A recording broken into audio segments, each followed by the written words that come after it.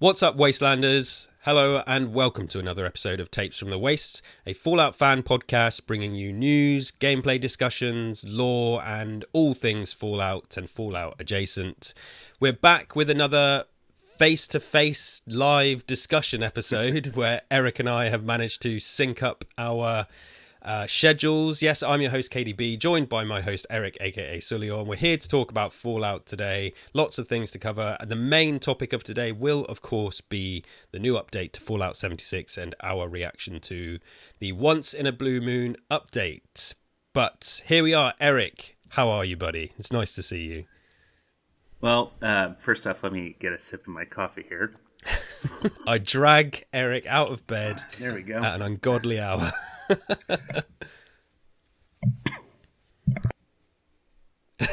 Excuse me, that went down the wrong pipe there. I'm not used to slurping it like you do. But yeah, good. It's been great.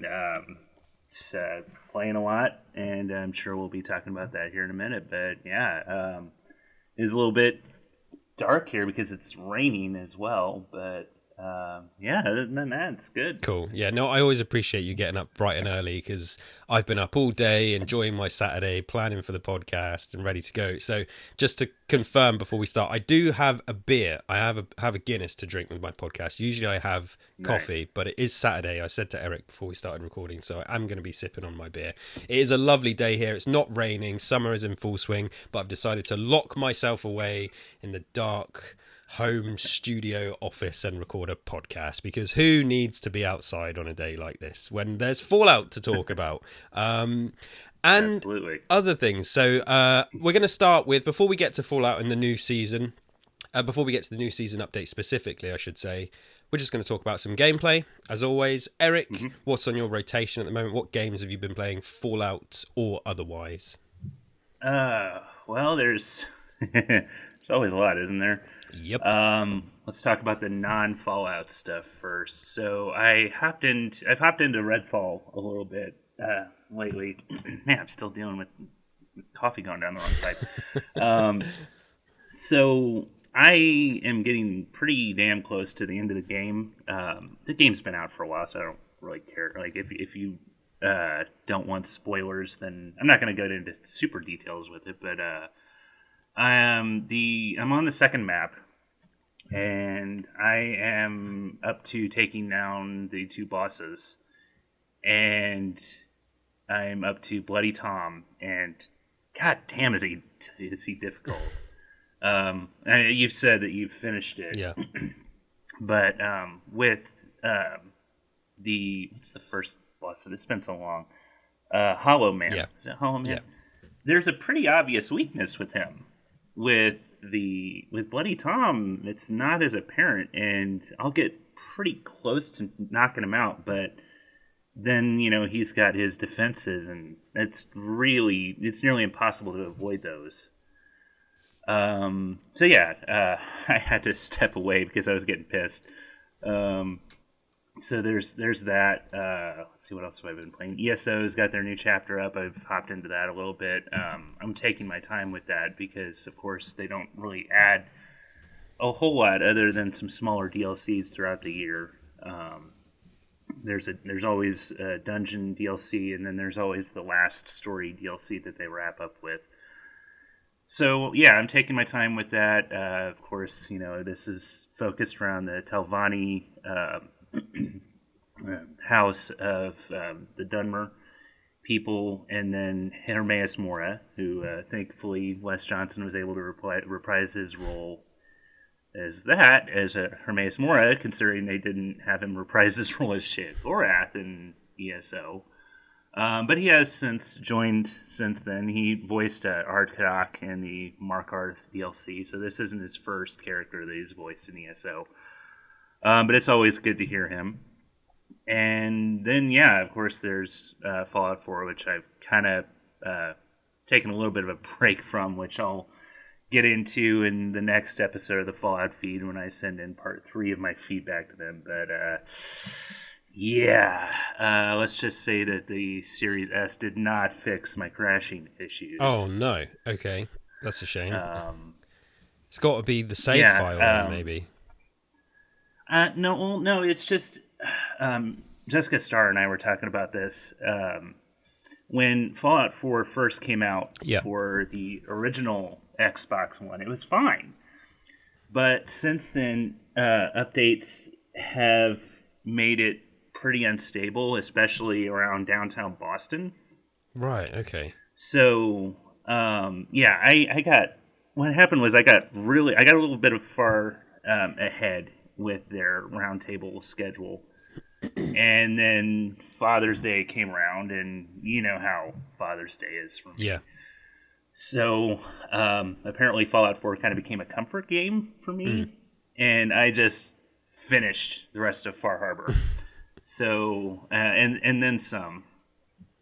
So what I did was I talked to her a bit about it, and she's like, yeah, just break it up into multiple segments. So I've sent in 2 of my 3 feedbacks for that. I'm gonna wrap it up here in the next one and kind of get into what else I've been doing since.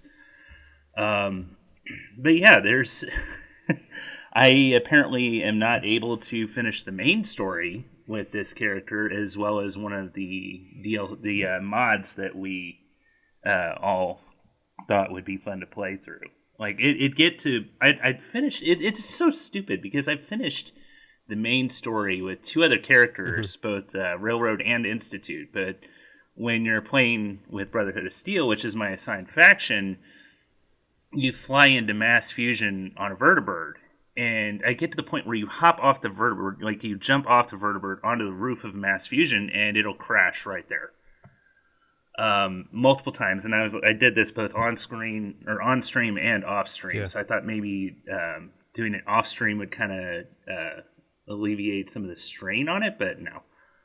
And then with one of the mod, it's called Radium Ink. I walk up to the building where it is, and it'll crash before I can enter the building. I'm like, if I could just get in the damn building into an enclosed space, maybe it'll not crash on me. But I can't even get in there. So yeah, they're going to be wrapping up Far Harbor in like 2 or 3 weeks, and then we're going to be doing Automatron after that. So hopefully it'll be less crashy if I get away from downtown Boston. Yeah. Man. So yeah, I've just kind of was doing some other little side quests. Like I did the one where you go into the Salem Witch Museum. Oh yeah, I love that quest. Which is fun. And so I did that, and I've done some other random side quests that are not around downtown Boston. But yeah, there's this area around downtown Boston. Like it starts around Good Neighbor and goes east. That's kind of the crash zone, if you will. Really? Okay. So yeah, it's really fucking frustrating. I don't like. I want to finish the main quest. Yeah. See, I don't think I. Well, I don't think I know that I haven't played through the main quest on my Series X. So I haven't played through I've played Fallout 4 like quite a bit, as you know, in the past, a couple of years that I've had my Series X. Yeah. But yeah, I haven't finished that main quest line since, well, I don't know, years ago. So I've not experienced those crashes. But so you think you might not be able to finish the round table potentially? Well, no, like the round table is all DLC this time. Like I was of course, just doing yeah. the main Sorry, quest it is because I hadn't finished it with the Brotherhood of Steel. But from what I understand, with the Series X, it's not as bad. Like it's specifically like the one generation in the Series S. Right. I mean, okay. you might get a little bit of crashing, yeah.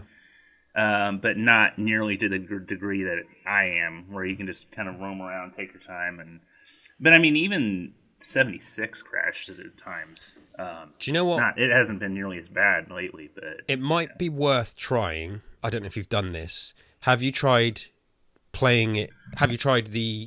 Try playing it through xCloud and see what happens then. So I know you obviously have the game installed, and I guess to do this you would have to uninstall the game, which is a pain in the ass. But obviously you can play Fallout, especially with all the mods. Yeah, you can play Fallout 4 through xCloud. Do you still have your old Xbox, or did you get rid of that? No, I sold that. You could. Okay, I was going to say because you could have maybe tried it on there, but yeah, that's the only kind of remedy that I could think of. You could try it through stream to see streaming it from whatever they're running it off of at their end allows you to at least progress past the crashing, and then you make a new save and then play it natively on your console. But yeah, I don't know. I mean, that is a huge pain in the ass. Well, and I know it's not mods, because somebody was like, well, just install some of your mods. And I was like, I don't really have a lot. Yeah. Like, I've got mods that are actually supposed to help with the crashing issues, that'll like reduce the number of enemies, that reduce the amount of clutter downtown. And then I've got my Katana mod. I've got a couple of mods that help Dogmeat become a little bit tougher. Mm-hmm. And then I've got like True Storms, and one that makes your junk weightless. But yeah, other than that, I don't have a lot of like graphical like enhancement mods or anything like that. So I don't know. I think it, like I said, I've completed the main quest with 2 other characters, but you don't fly in a vertibird to get to the mass fusion with those, which is funny because with Brotherhood of Steel, they'll give you like flare grenades that'll call a vertibird, and you can use it to fast travel, because with survival mode you can't fast travel unless you've got So I do have a mod where you can fast travel with your settlements once you've got provisions set up. Mm-hmm. But I don't think it's because of a mod. I think it's just because of there's hasn't been a next gen upgrade. So I was really hoping that would get announced during the showcase, but no. No, that is kind of surprising to hear. I'm sure that's the first time I've heard that. So you think that it's not just you, some other people potentially been having crashes as well?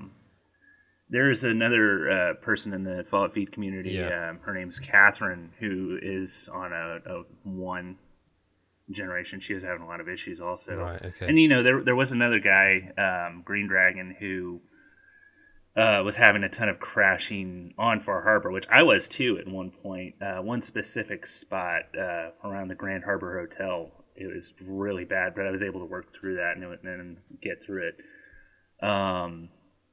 But yeah, I just think it's because of all the updates. I think it really hit the fan when the Creation Club was introduced. Right. Okay. Yeah. From what I understand, which I started playing after that. And I've got it on PC, so if I wanted to, I could start from scratch. But you put so many hours into it. It's like, well, do I really want to go through all that again? Yeah, no, I don't think I would. And like you said at the start, there's so much to play that we're playing, stuff that isn't even Fallout. Which we won't dwell on that. Hopefully, you managed to make some progress. soon. And then I've also been running around doing events with 76, and it's been a lot of fun. Like, I think I mentioned on this show the last episode when I sent in recording how my camp got nuked by the El Gato pub community. That was a lot of fun. And, it now that I've kind of started playing with people more, I don't know if you ever do this, probably not, but you start, when you first log into 76, you're like, let's see who's playing. Maybe I can hop into their world, which I never did before. Yeah. Like, wait, me being social? When did that happen? So this was, I've hopped on, I think this was it last Saturday. Andrew from the Fallout Feed was streaming. We were all kind of chatting about a bit about it, and Jess was saying that she was trying to do some of the events. So I was like, what the hell? I'll hop in. Mm-hmm. And Andrew joined as well once he was finished streaming. So we did a couple of Jess and I did the Blue Devil quest first, and then Andrew hopped on, and we took on the Ogwa, however, I think it's Ogwa, because I think I heard them actually say the name of it during the showcase. Yeah. So that was fun. And then Wednesday, I was trying to get the dailies done, and I saw Kaiju Kittens on. So I was like, sure, let's. I'll just join her world, and if we run into each other, great. And then I saw her taking on Queenie down in the Cranberry Bog. So ran down there, and then of course we're all like, "Hey, how's it going?" And I'm like, I wonder if she's streaming this. So I checked, and sure enough, she was streaming. Nice. So I hopped in chat with her, and we took on the Queen together, and then Jess was like, you know what? Let's. This world's getting old. Let's. I'll join your world also. So we were all running around doing events together. Like we took on the Beaver Titan at Nuka World. All of us did, and then somebody raided. It was Ms. Max raided Kaiju Kittens, and then ended up joining the crew as well. So Awesome. We did a few events together, and then we took on another queen, and we're like, let's get some pictures together here at the end to commemorate it, because it had been Kaiju Kitten's birthday. And it's really funny because if you look at mine, I posted my pictures on social media. If you look at mine, the Scorch Beast wing is kind of covering us. And I looked down at my phone, and it wasn't on Kaiju Kitten's end. I'm like, wait, what is going on here? Like, why are we all covered up on yours or on mine and not with yours? And it's funny because when I was doing the Blue Devil event with Jess, there was a guy who had, I think it was a fat man or something, just blowing the hell out of everything. And I actually got a really cool shot of the Blue Devil in the middle of an explosion. But when he finally died, he flew up in the air like 40 or 50 feet away. And I'd asked Jess later, I was like, did you find him after he flew off? And she's like, he was right in the middle of the ground from me. Yeah, why was he not with you? Yeah. And I'm like, why would that be?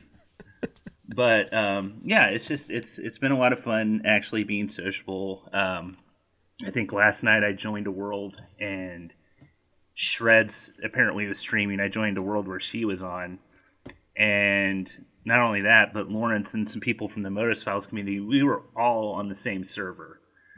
So awesome, man. Yeah, it's actually it kind of breathes life into the game a little bit more.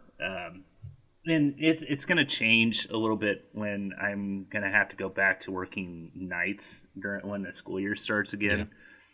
But it's actually been a little fun actually running into people these days. No, I'm glad to hear that, man. Like I've said so many times, like I would love to do that.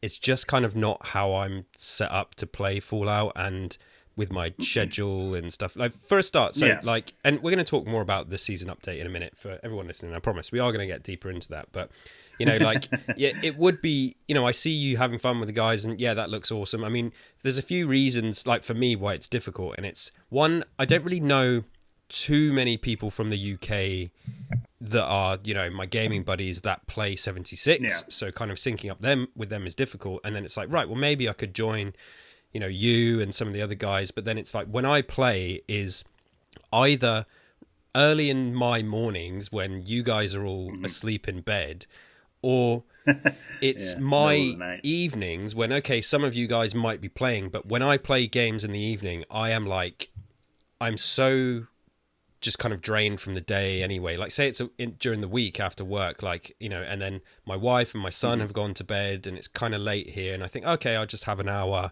or maybe two if I'm lucky, on whatever game I want to play.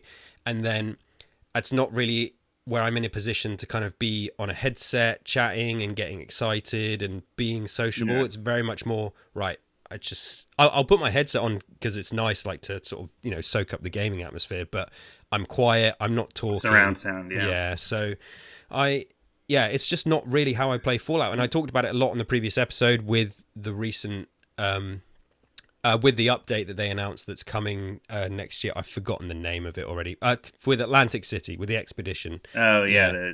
And I made it clear, it's like awesome if you're a sociable 76 player, and which was what their aim was for the game, was to be a multiplayer game, and that's completely fair. I don't, especially before Wastelanders. Yeah, exactly. So I don't hold it against the game. It's just not how I play Fallout. It's not really possible for me to do it that way. So, well, and to be fair, a lot of these have happened spontaneously. Yeah. Like the one on Kaiju Kitten's birthday, I was like, I'm just gonna hop in, get the dailies done, and call it a night. And then we all kind of ran into each other. Yeah. Then more and more people joined, and we were all just kind of chatting in her stream chat. But now the other thing that I wanted to mention, though, is I have taken to building a little bit more lately. Nice. So the camp that you'd seen, the one in the Savage Divide, I hadn't really used it in like the last 2 years. Oh, that reminds me. I found out after the event where my camp got nuked that when you upgrade your Xbox, unless you save your pictures to the cloud, all of those are gone. Oh yeah, I saw that so happen. I'm to a few sitting people. here taking pictures of us all having a little hot tub party, and people enjoying my trampoline and everything else. I'm like, how have I not hit my maxed photos yet? Yeah. And then after my camp got nuked and we called it a night, I look and I'm like, where the fuck are all my pictures? Yeah, they're all gone. So those pictures of you and I in my glass house are gone. That's okay. But yeah, I scrapped that camp except for the Red Rocket Garage because I really liked that, and I've been rebuilding that camp lately. So yeah, I kind of got a bit of the building bug. Cool. Well, that's good because we're hoping to do I'll be talking about that soon. Yeah, a building episode, which is a little sneak peek. So keep your eyes peeled for that. Well, yeah, we will talk some more Fallout, but for me, general gameplay. You and I message most days, and I've been playing a lot of Diablo 4. I mean, man, yes. like that game, I didn't play the server slam like you did, and I had only very briefly sampled Diablo 3 like years ago. That was the first I'd ever played, was the server slam. Yeah, and so I got Diablo 4. It was my birthday present to myself was Diablo 4, and yeah. I mean, it is an intense, it's a game that you are in theory supposed to know life, like to get the full experience out of it. Like I just talked about why I don't play Fallout sociably because of my evening gameplay and stuff. Diablo is kind of perfect for that because when it's nighttime, I can put it on, everybody's gone to bed, I can just soak it up and I just play by myself, I can grind a dungeon, I can do the quests, and yeah, it's kind of been perfect for that situation with me playing gaming, and I got so sucked into it. The story, and this people have often said in the past, like the story is not really a big part of Diablo. It's not the thing that's awesome about it. I mean, yeah, I've been playing 3. So after when it first came out, not 3 but 4, when that first released, they had a big sale, and I picked up 3 and 2 for like $15. Nice, yeah. So yeah, I've been playing a little bit of 3 off and on, but 4, man, like that was a lot of fun. I will get that. My birthday's here in a couple weeks, so if anybody would like to donate, yeah.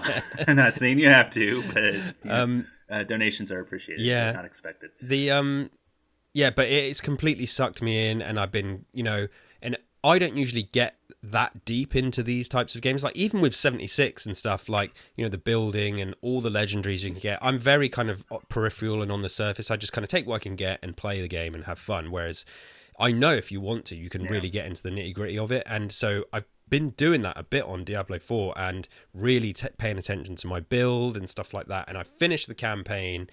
It blew me away. But as a lot of people say, like, well, previous, I guess, Diablo veterans say the game doesn't start until you finish the campaign, and then you do the end game, and then you really grind and build your character. And that's where the hardcore Diablo players like really sing the game's praises. And I do get it, because you have your build and stuff that you do in your character build, but there's this thing called the Paragon board that you don't even unlock until level 50, which is like another like 500 perks and stuff that you can add and buffs and things to certain stuff. So the possibilities for your character, it's kind of like the champions points in ESO.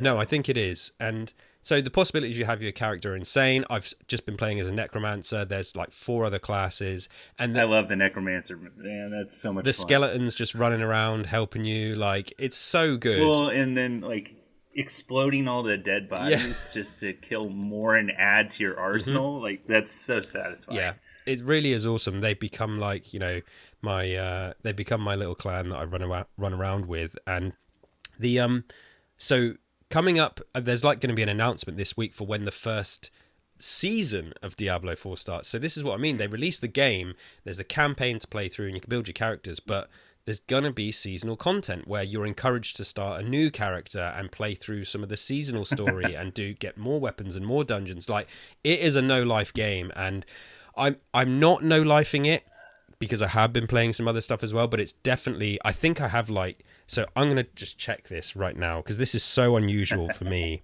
to be. Anytime I see you playing, it's either Diablo 4 or Paw Patrol. Yeah. And I'm like, okay, I know that's not him. So Yeah, no, that's not me. I know that's Paw his Patrol. son. So if I just check my playtime for Diablo right now, so given the game's been out like a month, right?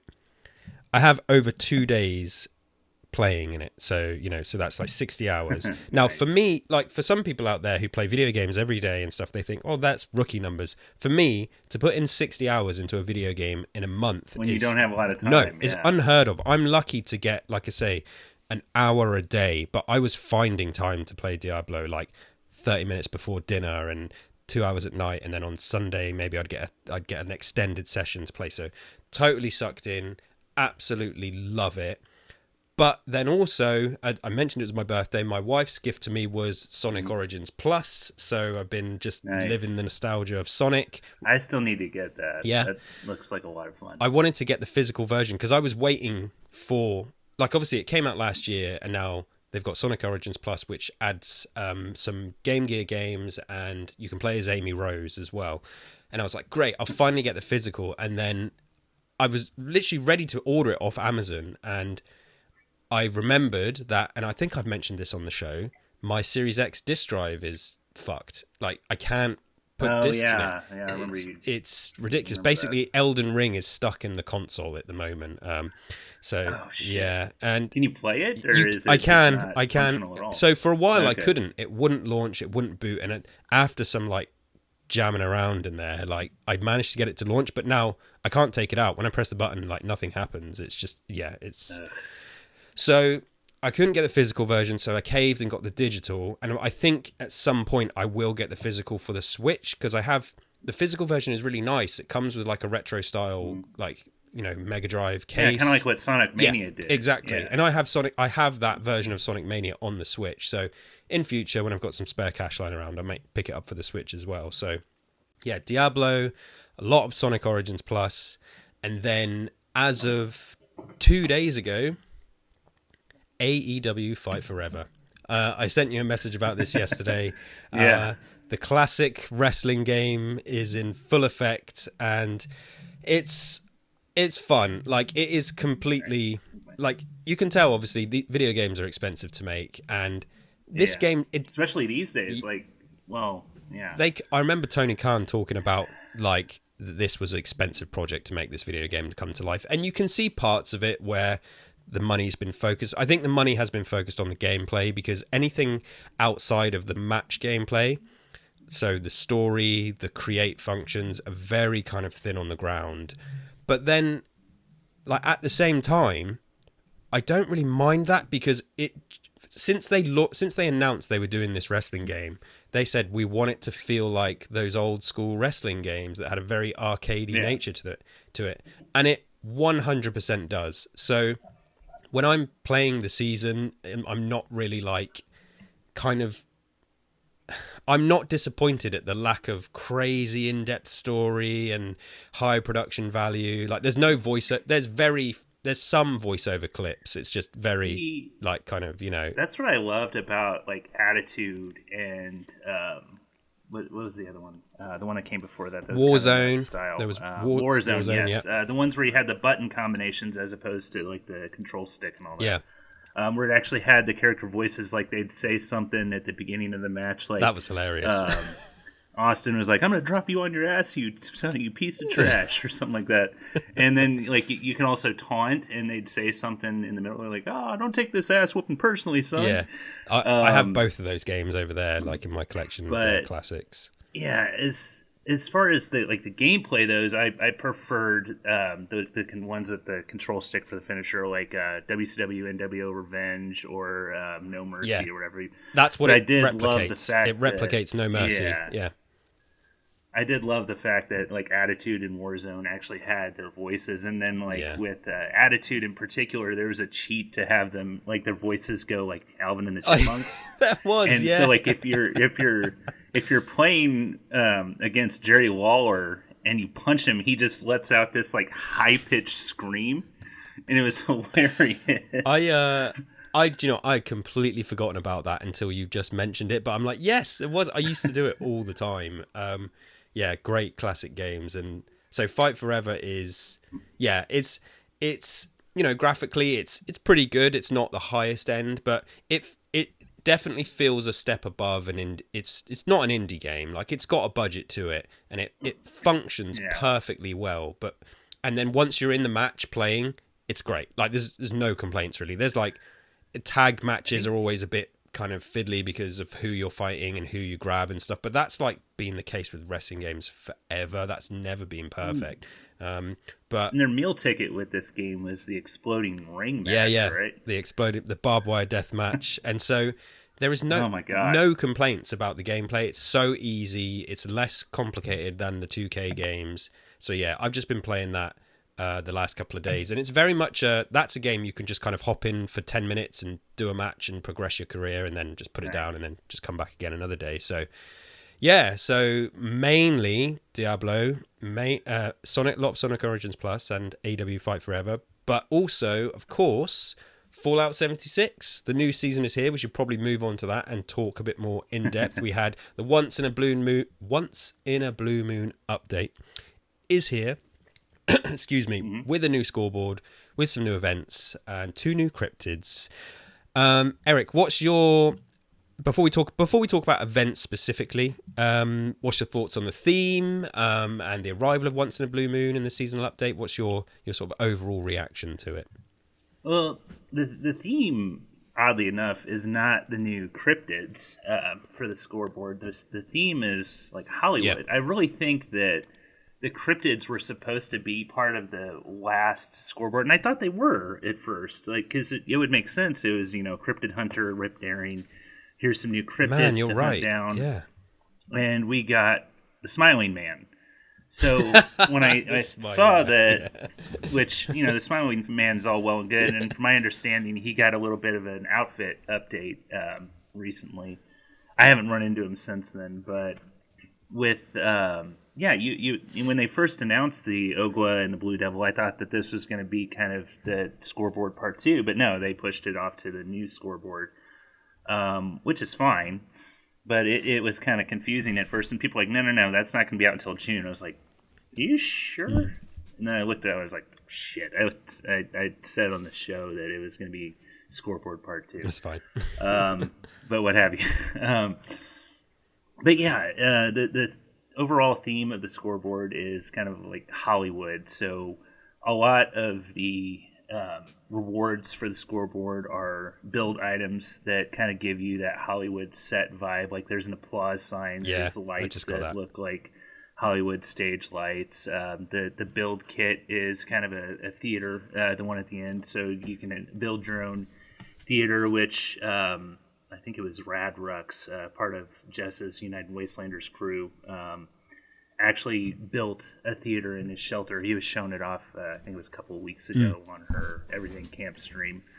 It was really cool, which I actually ran into Rad Rux last night too, and I got to see his noodle stand camp in person, which was nice.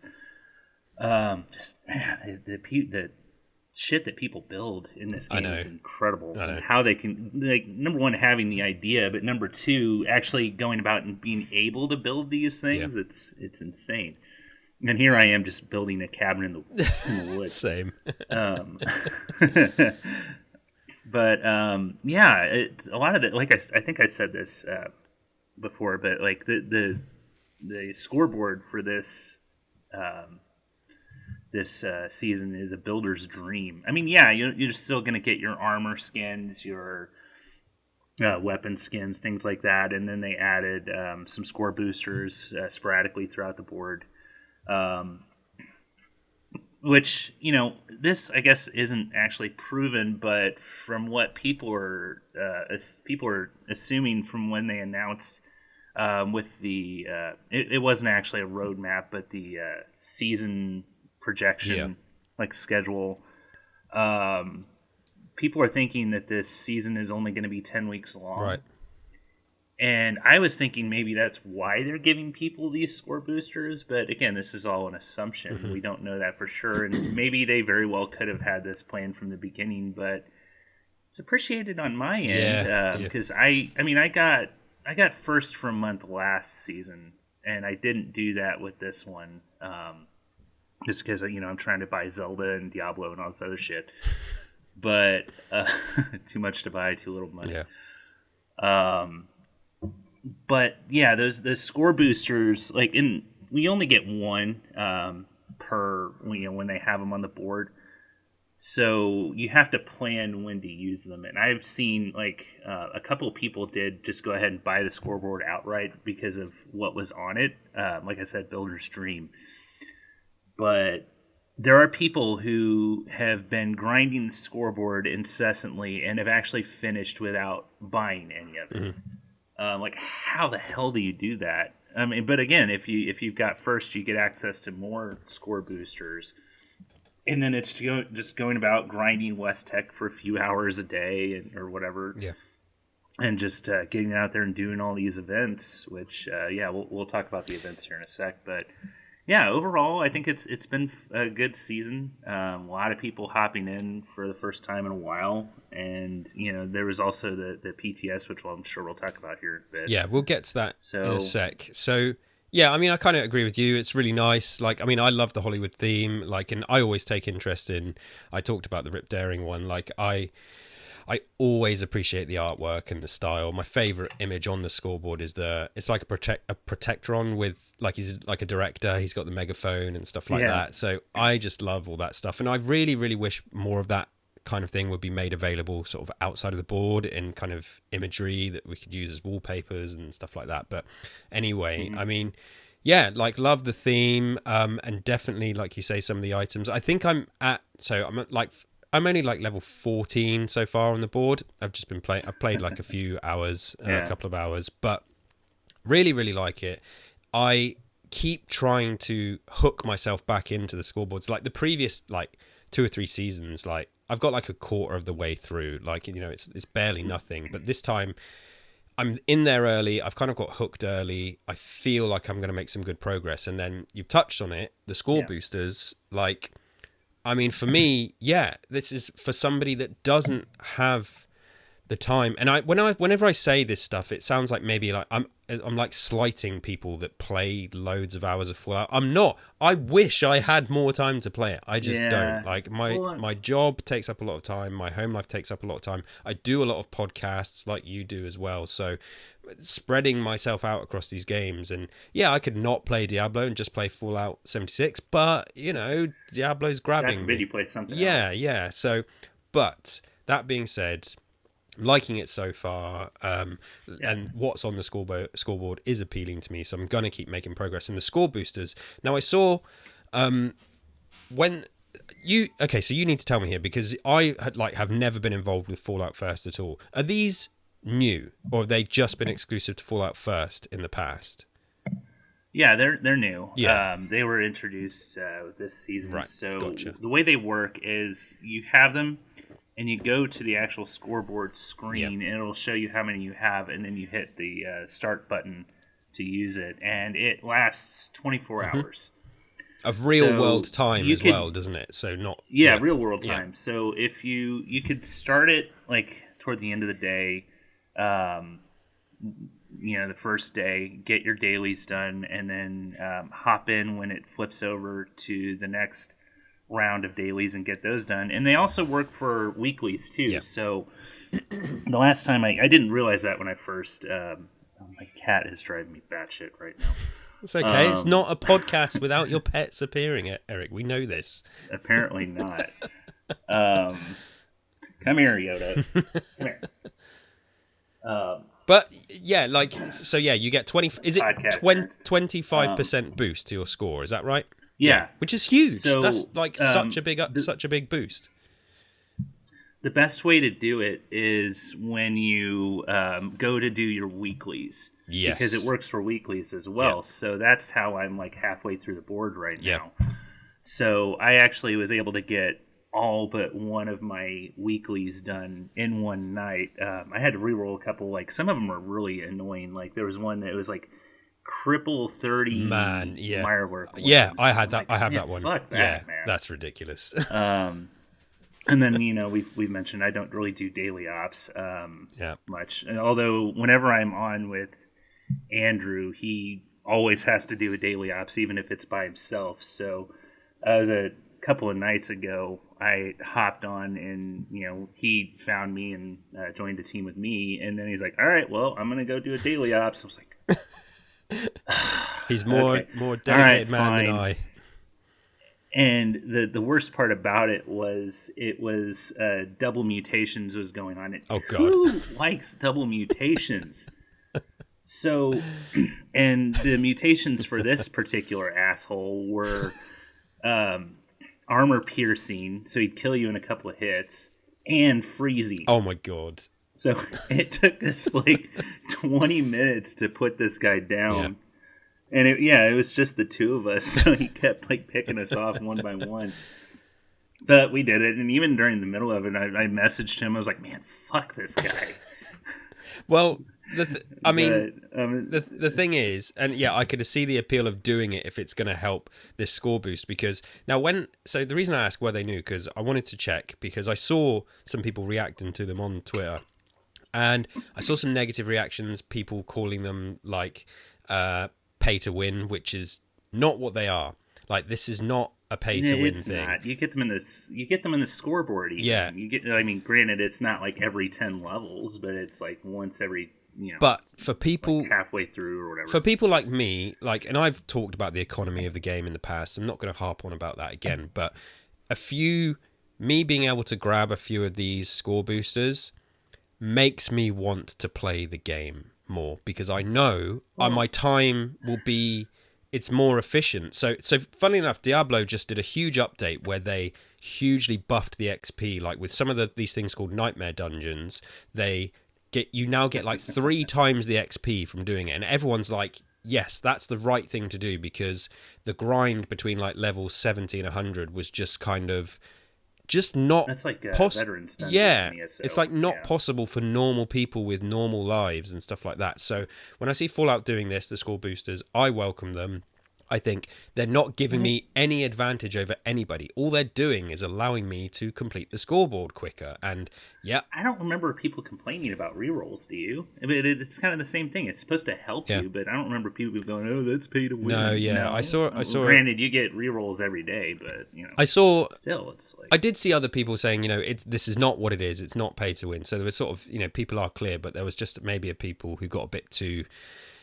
I'm not anti-microtransaction. This is another thing I've said before. Microtransactions aren't inherently bad. I think the economy can sometimes be bad, but I'm happy to pay and support a game that continues to give free content. What's bad is when microtransactions are giving people with money the ability to, outperform other players. Like, that's the issue. Yeah, no, so we don't want that. If it gives you a distinct advantage over people who don't pay for it, then that's bad. But up until now, it's mostly been like cosmetic things and just overall quality of life, like the scrap box and the ammo box and things like that. All welcome stuff. Yeah, that doesn't really give you an edge. It just gives you more space to store shit.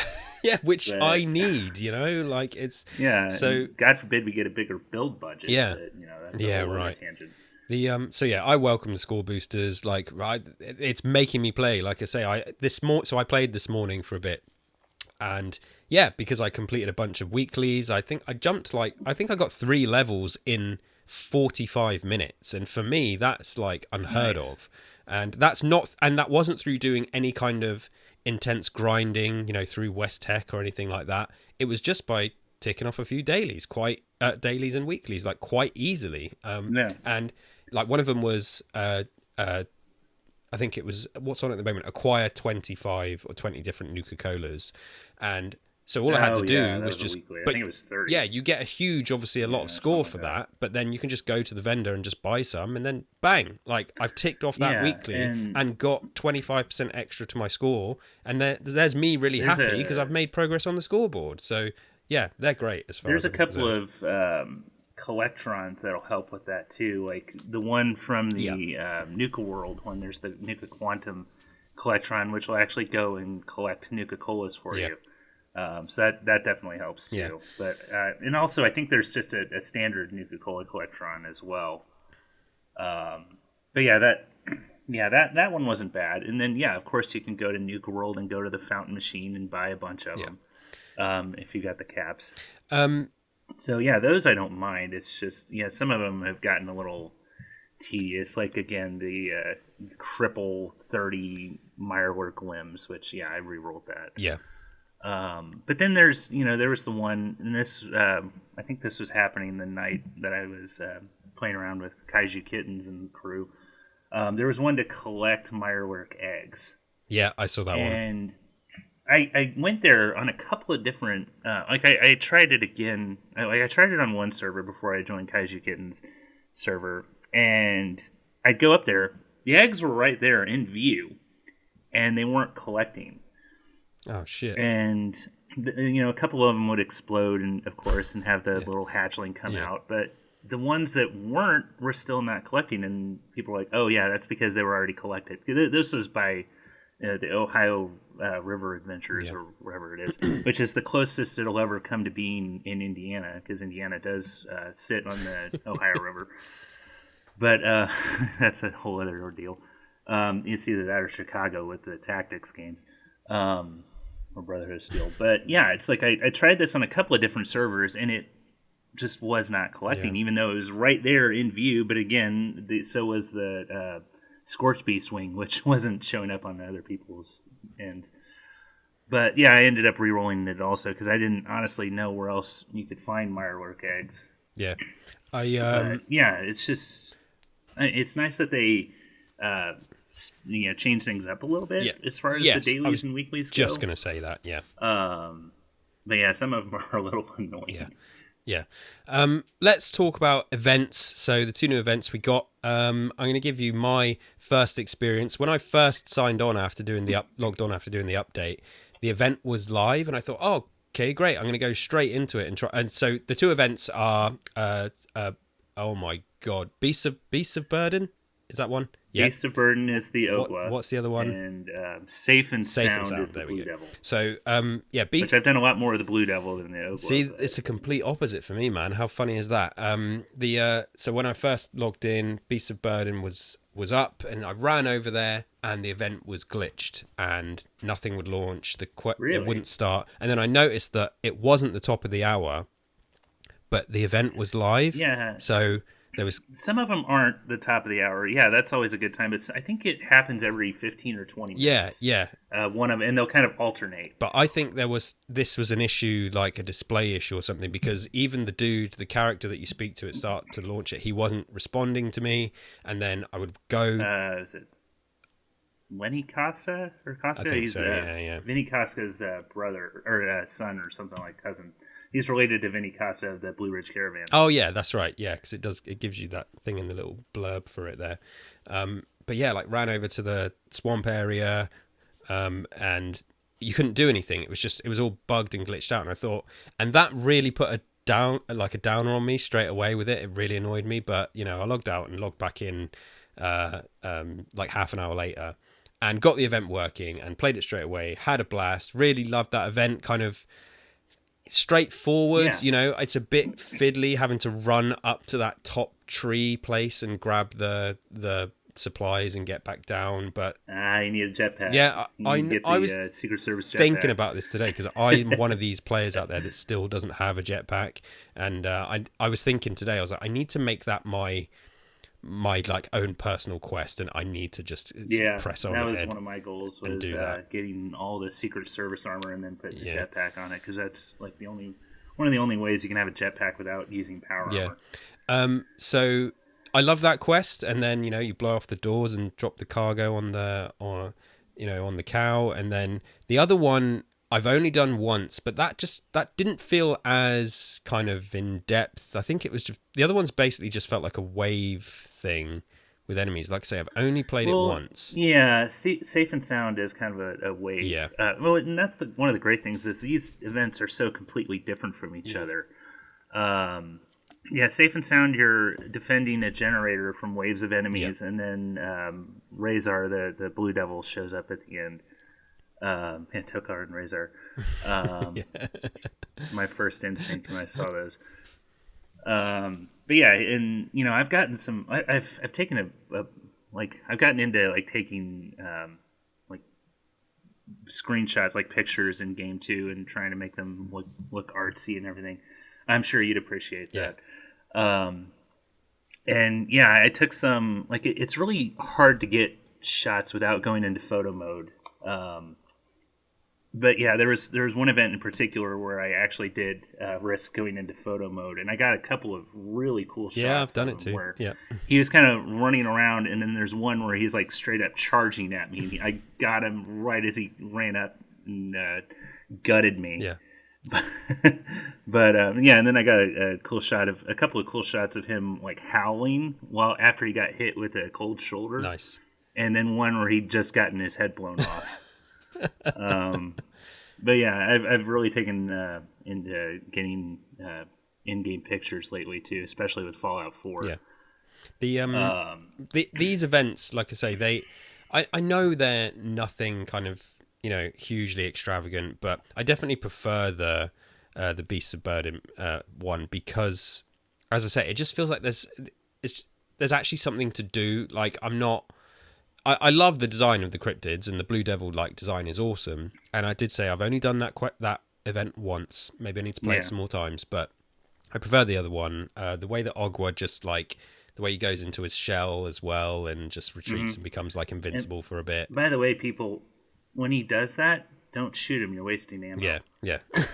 It just felt a bit more involved with what's in the event, and that's what I like. It felt like a nice chunky event with different stuff to do, rather than the waves of stuff. Like, it's fine, waves of enemies. And I've been talking about playing Diablo, which is essentially a game of just waves of enemies coming at you. There's no complaints, but of these two events, I definitely prefer Beasts of Burden. I don't know if you've ever had this. I was playing it this morning, and in the middle of it, got blasted by our old buddy, the Scorch Beast, the green, like really? The green, like like echo thing, like hit me, and I was like, "What the hell?" Like that's kind of come out of nowhere, and I took a clip of it, so I'll put it on this video on YouTube as well.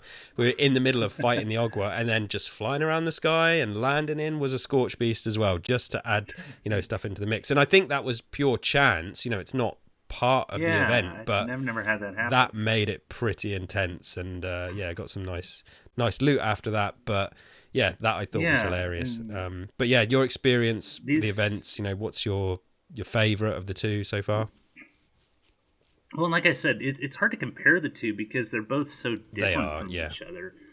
But I definitely like the loot that you get out of these two. Like I said, I've done a lot more of the Safe and Sound one. I've only done the Ogwa probably, I don't know, a handful of times, 5-6 times, something like that, because whenever I'm on, it seems to, like I said, they alternate, so I don't know if it's just luck of the draw, but you do definitely get some really cool loot out of these. Why the hell does the Safe and Sound event give you a milkman outfit? Why not? And I still haven't gotten it, but when we were running around with Kaiju Kitten's birthday stream, Jess was wearing it, and it threw me off guard at first because she's always known for wearing the green tattered Mistress of Mystery dress. So it's like, wait, okay. Got to freshen things up. I still haven't gotten that one yet, but I do love my Ranger outfit that I've been wearing lately with the Enclave beret. Got to represent Modus Files too. Have you got the Agua gauntlet yet? Yes, I just got that yesterday. I was just about to bring that up. And that was one that I saved, but with Safe and Sound, you also get something that kind of looks like a branding iron. Yeah. I haven't tried that one yet. There's also a gun called the Kaboom, which is, I think, a shotgun. Oh, really? Okay. Yeah, I don't have that yet, because I'm a shotgunner. Like, all of my perks and cards are into being a shotgun beast. I'm not much of a shotgun guy, but I do love the cold shoulder, and that definitely helps with these events. With the Ogwa event, you also get an Ogwa backpack, which kind of makes you look like a Ninja Turtle. So that's fun. But yeah, the gear that you get and the plans have been great. Yeah, agreed. For these too. Agreed. So it's worth grinding. Also, you get the player card, the baseball card display pretty early on in the scoreboard. So doing these events, you'll get the cards, these cryptid cards that you can put on display. And I got the last one yesterday. Oh, nice. So I now have a full set. The problem is sometimes when you go up to this display, it'll be really dirty and you can't really see the cards in detail. I don't know if that's a bug. Right, okay. Because sometimes you go up to it and it's all nice, clear, shiny, and then other times it just looks like a dust storm went through and got it all nasty looking. So hopefully they'll fix that. But yeah, I've got it on display in both my camps. Nice. Collected them all. Yeah. And I don't know, like I have seen that people have been selling these, but I'm not going to spend like 1,000 caps on one player card. No. How many is there? But do you know? 8. 8. Okay. Oh, that's fine. Okay. Yeah. I think it's And you're like halfway through the board and you've got them all already. So yeah. Yeah. Okay. Well, like I said, yeah, these events will just drop them. So there's let's see, there's the Mothman one, there's the Blue Devil, there's the Ogwa, there's the Berkeley Springs. I only have the Blue else Devil that one starts at with the a B. moment. I just have the one for now. Yeah. Yeah, well, So- I think we're kind of both in agreement. Like, it's fun. Like, this update is like a thumbs up. Like, you know, I love the theme. The 2 new cryptids feel like a big new addition. You know, whether they were supposed to come earlier or not, I mean, you know, who knows? Neither here nor there. But they're here now. They're both really great. I've seen a lot of great responses online as well. I think most people are really enjoying this update. The pictures, you know, you talked about taking more screenshots. I've seen a big boost of these pictures and these cryptids.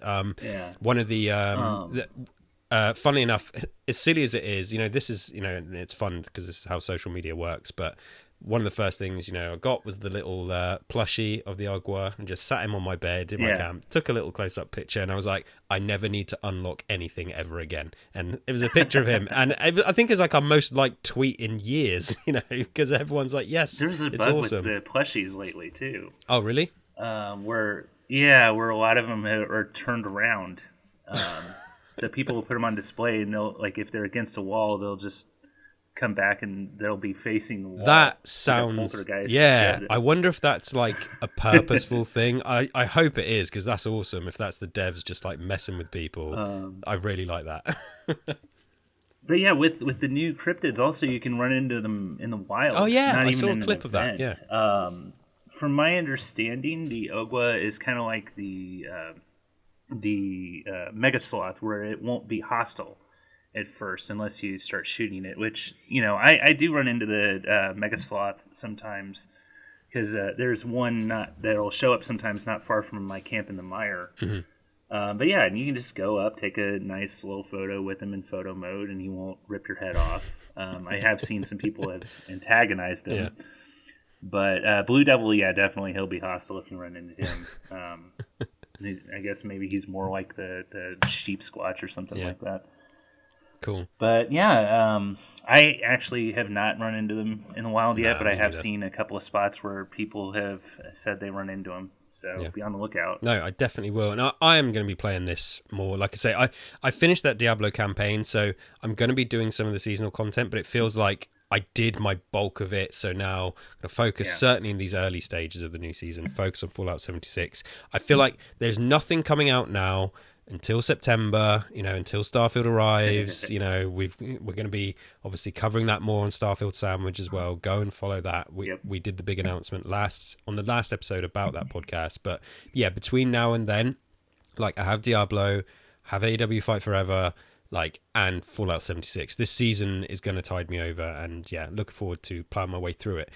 Before we finish today, I've got a sort of random topic for you. I just wanted to get your thoughts on. So we obviously did our post-showcase reaction thoughts. I generally make a habit of listening to a lot of podcasts. So I've heard some, small podcasts, big podcasts. I've heard everyone's reactions to the showcase. Now, I don't know about you, but a thing I've heard a lot And let me preface by saying, first, I don't agree with this. But from a lot of the big podcasts that reviewed the Xbox Showcase, the common thread was, why are they showing Fallout? Why are they showing ESO? Like, don't dedicate time to these games. Like, yeah, they're not bringing in new players. Do a separate showcase for those games because I want to see new stuff from not Xbox. Bringing in new players. What? Yeah, so there was like a surprising from outside the Fallout community, and I guess the ESO one. I don't really play ESO, but there was some content creators that were just really pissed off that Xbox dedicated time to Fallout and ESO, and I was kind of stunned to hear that because I made it very clear a couple of episodes ago that this is, Xbox now owns Bethesda. Fallout, whether you play it or not, it's a flagship brand. It's one of the biggest brands out there. We know Fallout 76 is a very healthy game, as is ESO. And I felt it's earned its right to be front and center among all the other games with a new season update. But I don't know, did you have any thoughts about this? Do you think that there should maybe be a separate thing for these so-called legacy games, these live service games, and give time to other games for the main showcases? Because I don't feel that way, but I don't know if you thought, what's your kind of take on how people are still, people are still sort of sneering a little bit at these games, which to me just feels a bit sort of tired and like I feel like those people don't really understand these games. But yeah, how do you feel about it? If it's a huge announcement, kind of like with what they did with Starfield, like if this were, say, Elder Scrolls 6 or Fallout 5, then yeah, I could see that. But if it's something smaller like Atlantic City or like the next chapter for ESO, which they do their own showcase for the new chapters in ESO with the yearly content. If it's something like that, then yeah, I could see that having its own special direct, kind of like what they did with Starfield. But if it's smaller content like this, then why the hell not? We're going to have a showcase that's going to last all of like 3 minutes. Yeah. So yeah, I don't really understand that either. If it's something like Atlantic City or something like that, then yeah, they're not going to need to spend a ton of time enough time to dedicate its own showcase for. Exactly, and which is why I don't know. It's kind of frustrating to me that it's not frustrating. I was just surprised, and a lot of people that I respect and follow their opinions. I'm not going to name drop any, but it's just it was a common thing, and I thought, look, this was like 5 minutes of the showcase, the ESO and Fallout stuff. Like, are you really that frustrated that what else could we have got? Like, so there was clearly. Xbox had decided what was ready to show and what wasn't, and that's their decision. So there's nothing to see for Perfect Dark, nothing to see for Indiana Jones, like all these other games we know that are on the horizon. But for me personally, I've made it very clear, like, if you want Fallout to be a success and keep it sort of in the minds of people, yeah, you have to show it. And they did the big Fallout 76 showcase, like trailer last year, where they were very clear in the trailer, like, that it's not the game that launched, and they went out of their way to kind of drive that message home, and everyone knows that now. And it just feels like the only people that are saying, yeah, don't show Fallout 76 at these showcases are just people that don't play it. And I think it just really kind of irked me a little bit. And I'm not trying to finish on a negative here. I just wondered, what people thought, because I very much was pushing for Fallout 76 to get its airtime, and it did, and I think that was the right thing to do at the showcase. It got me excited, but it apparently pissed a few Xbox fans and journalists off. I didn't really see any of that because most of the people I follow are in the Fallout community. But it's just the people who haven't tried it or never tried it, but kind of dropped off right after it launched, saying it was a shitty game, aren't the people. It was like this with Redfall. It's like if you actually spent some time playing the game, you would have a completely different opinion than just jumping on the bandwagon and talking about something you have no personal experience with. But yeah, I don't want to get on that tangent again. But the one thing that did kind of surprise me is the fact that they actually were showing Necrom, considering when the showcase happened, it was already out. That is for a fair PC. point, I think. Yeah. But I guess maybe like it hadn't quite launched for consoles yet. But Okay. maybe they were just trying to be like, okay, yeah, playing now, go check it out. Create your new Arcanist class and enjoy Apocrypha with Hermaeus Mora. Yeah, that was my only thing. I was like, this is already out. Why are they showing this as kind of like it's still upcoming? But yeah, it's just, like I said, if it were a really huge, like bulky announcement like Starfield, then yeah, it definitely deserves its own thing. But if it's only a 5-minute, here's what's coming in the next year, then yeah, why dedicate its own direct to? Yeah. So, I like to do this. I did this in the past. Now, I think the last time I did this, I think the number was around 6,000. I just went to Fallout 76 Steam charts. In the last 24 hours, almost 10,000 people playing it. And that's just Nice. PC. That's not console. And we know that a lot of people play it on console. ESO is 20,000. Like, these games, people need to realize, who have been a bit down on them getting airtime at the showcase, I just kind of fundamentally disagree with that take that it shouldn't have been given airtime. These are big games. They're big games for Xbox, and Xbox need to treat them as such. So I'm with Xbox. I'm glad they showed them, they showed them at the showcase. And the Fallout feed, when they were recording last night, when we were, as we're recording today, they kind of talked about that, how just in the last few years, the player count, like the number of total players for Fallout 76 has jumped from 10 million to 15. Yeah. Is it 10 million, I think? To 15 million. And these are new players. These aren't old players making new characters. These are brand new players. And yeah, events like Nuke World have definitely sparked interest in the community for people who have played Fallout 4. It kind of has that nostalgia feel. And I'm kind of thinking that I did see people kind of making this correlation between New Vegas and Atlantic City. They're like, well, they're just trying to, strike a chord with the New Vegas players. Why in the hell is that a bad thing? Yeah. Most of the time, Bethesda shy away from New Vegas references because it wasn't done by them. It was done by Obsidian. Yeah. But if you think about it, the Ranger outfit that I wear in 76 is an NCR Ranger outfit from Fallout New Vegas, and also they have Piper's outfit that you can run around in. I put it on a mannequin, but yeah, I mean they're not completely dismissing New Vegas, so and I'm okay with going around it because from what I understand with Atlantic City, you can actually take your time and explore there. It's not just okay, you've got this amount of time to get these events done. Yeah. You can actually take your time and explore in Atlantic City. That's just what I've heard. Maybe that's not true. I hope that's true. Why would they?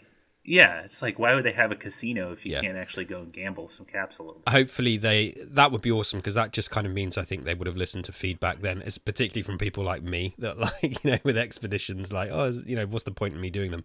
But if there's stuff to interact with, then yeah, I will definitely do them. And I just want to also say, like, look, I make no bones about it. I know that, I say those numbers for the games, like 10,000 and 20,000 players. I know that this doesn't compare to games like Destiny and Call of Duty, which are sort of probably more and closer to the sort of 60,000 or something like that.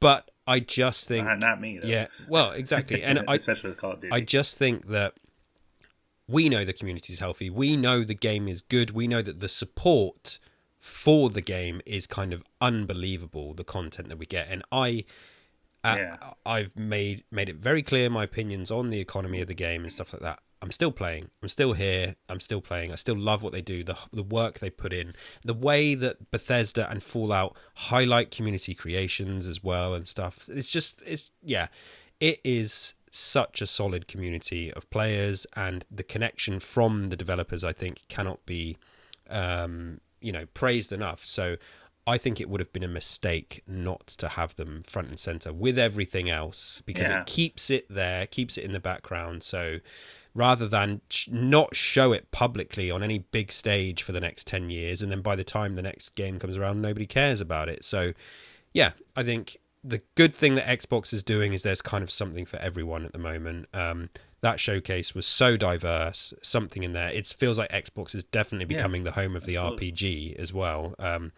But I just wanted to sort of get your thoughts on that. But we're going to wrap up for today. Eric, do you have any more thoughts on the new season or Fallout in general? Anything we talked about today before we sign off? No, it's just it's been a lot of fun. There's also the new daily quest, which we didn't really touch on. I guess it doesn't count as a daily in the scoreboard. I know what we didn't touch on as well.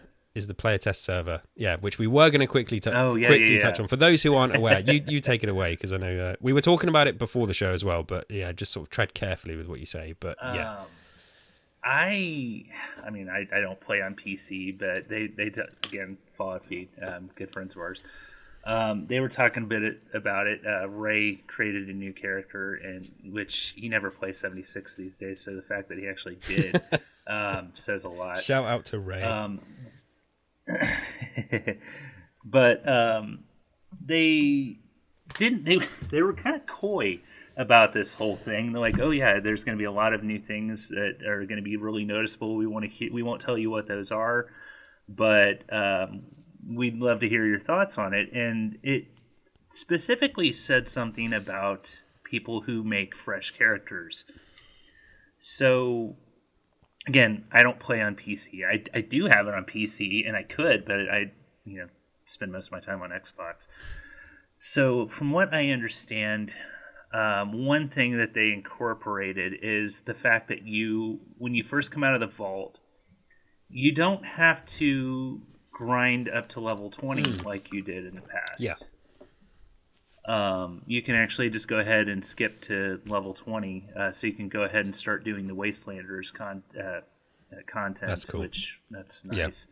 Because it does kind of seem like an insult when you go meet the Overseer and you're like level 10 or 15. She's like, yeah, go get some more experience, kid, and then come back.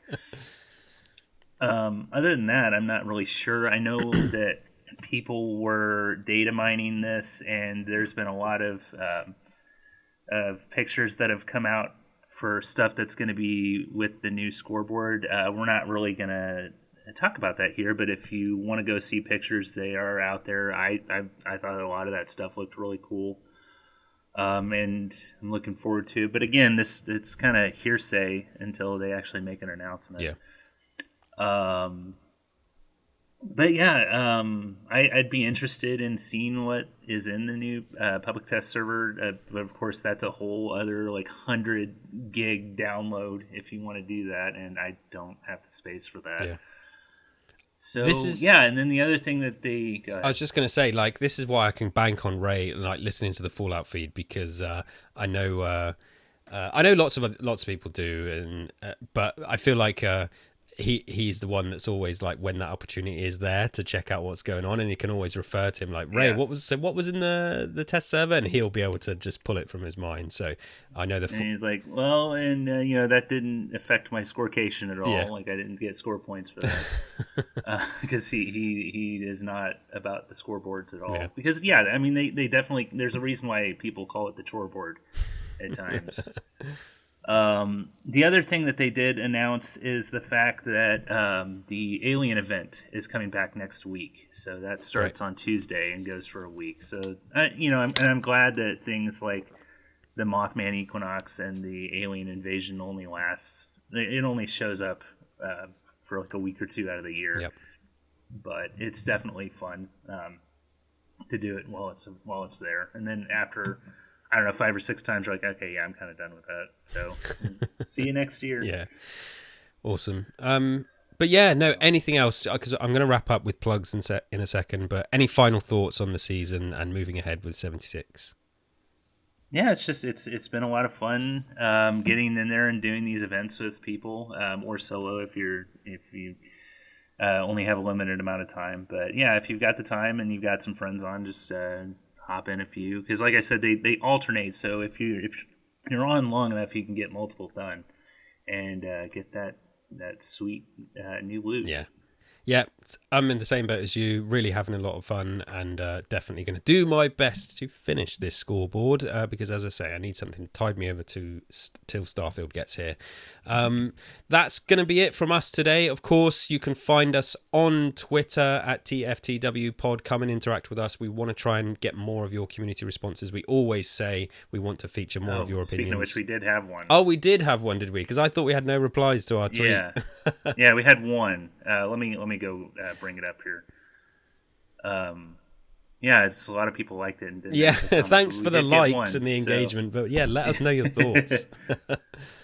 You gotta believe Bill Leave on Twitter said it's been great so far. I noticed a lot of the population of the game has increased. Yeah. I do think it takes a bit too long to progress the seasonal board. Okay. And I love the new public events and some of the awesome legendary melees I've seen so far. Yeah, which I kind of talked about. There's the branding iron, and then there's the that knife that looks like a jawbone that looks really cool. Yeah, I just got that as well. And that gauntlet, man. Like I don't really use gauntlets, but I used it like when I was clearing the Defender Homes. I was doing the Defender Homestead event, and I used my gauntlet for that whole event, and it was awesome. So I agree. I do have a Deathclaw gauntlet that I reskinned to kind of look like Wolverine claws. Oh, nice.